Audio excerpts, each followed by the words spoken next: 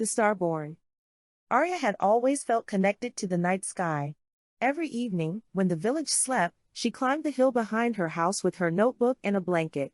The stars felt like old friends, twinkling down at her, and she spent hours sketching constellations and dreaming of what might exist up there. But the night her life changed forever was different.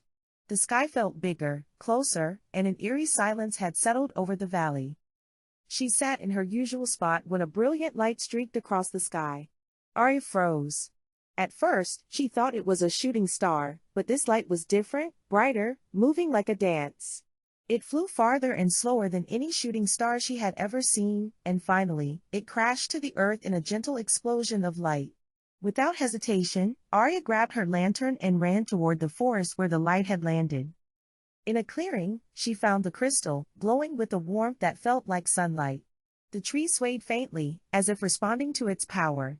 As she picked it up, a faint whisper reached her ears. The voice wasn't coming from the forest around her but from the crystal itself. "Aarya," it said, "child of the stars. You have been chosen." Before she could comprehend what was happening, a small, glowing figure emerged from the shadows.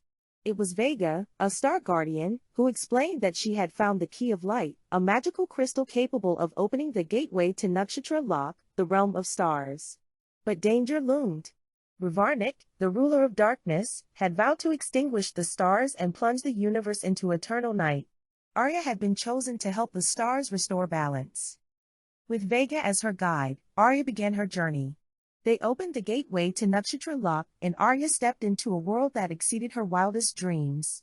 The sky was a living tapestry, with stars moving in patterns that changed with every step.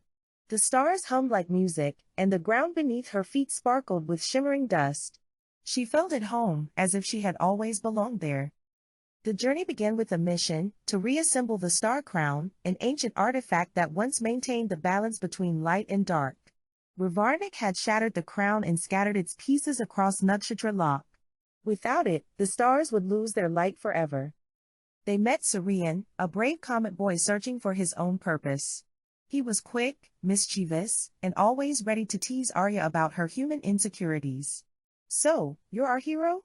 he quipped. "You don't look very star-like."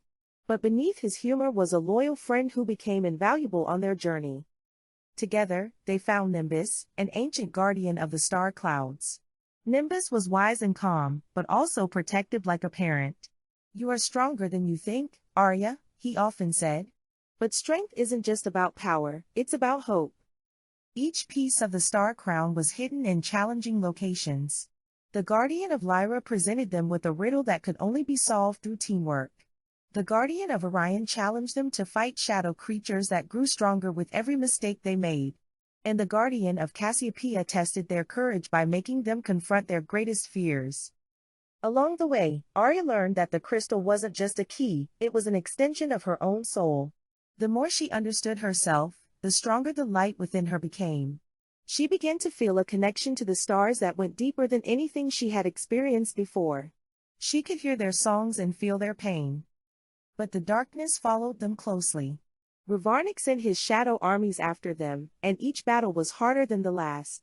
Aarya began to doubt herself, especially when she discovered that Ravarnik hadn't always been evil. He had once been a star guardian, but his fear of being forgotten had driven him to darkness. His pain reminded Aarya of her own feelings of loneliness and longing. The final showdown took place in Ravarnik's fortress, a colossal, shadow-filled structure that stretched into a starlit sky. Aarya and her friends entered with the star crown reassembled, but they knew the battle wouldn't just be about strength. It would be about choice. As Aarya faced Ravarnik, she felt both fear and compassion. His darkness wasn't an enemy but a result of pain. She chose not to fight him with weapons but with light. By reaching out to him and sharing her own light, she offered him a way back to balance. "You don't have to be alone," she said. "Light and darkness can coexist." Ravarnik hesitated. His shadows writhed like snakes around him, but at last, he bowed his head. "I thought I was forgotten," he said. "But maybe you're right." He allowed the light from the star crown to flow into him, and the darkness around him began to calm. As balance was restored, the shadows disappeared, and the star's light grew brighter than ever. Aarya was hailed as a hero in Nakshatra Lok, but she knew her journey wasn't just about saving the stars, it had also taught her about courage, friendship, and understanding. When she returned to her world, she was changed. She looked up at the stars and knew she would always carry a part of their light within her. And every night, as she sat on the hill with her notebook, the stars twinkled down at her, as if to say thank you. To Aarya, the stars were no longer just lights in the sky. They were friends, protectors, and a reminder that even in darkness, light can be found.